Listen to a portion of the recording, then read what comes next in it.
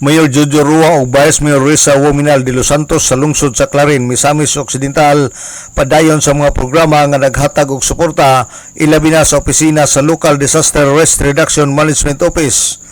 Ang Local Disaster Risk Reduction Management Office mo'y natahasan sa pagpangandam ilabi na sa hulga sa kalamidad nga maay makahasol sa tagsa-tagsa kahuna-huna sa katawhan.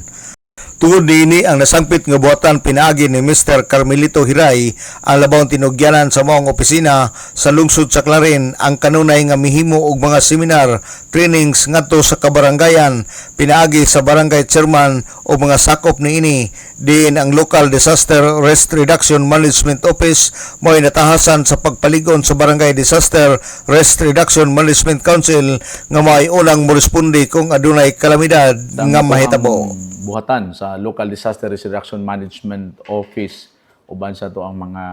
responders dinhi agi og suporta sa ato ang administrasyon sa Rua Waminal Administration pinuha sa atong action man Mayor Jojo Rua ug sa atong atin ng bayan Vice Mayor Riza Wominal de Los Santos gapadayon sa mga programa nga naghatag og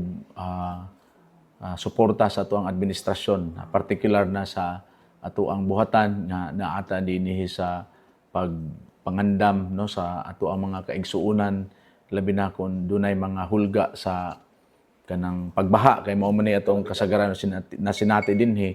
og tungod niini ang ato ang buhatan maoy natahasan gyud no nga pagpalig-on sa ato ang mga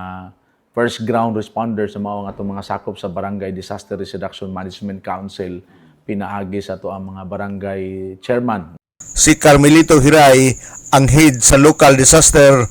Risk Reduction Management Office sa lungsod sa Clarin, Misamis Occidental.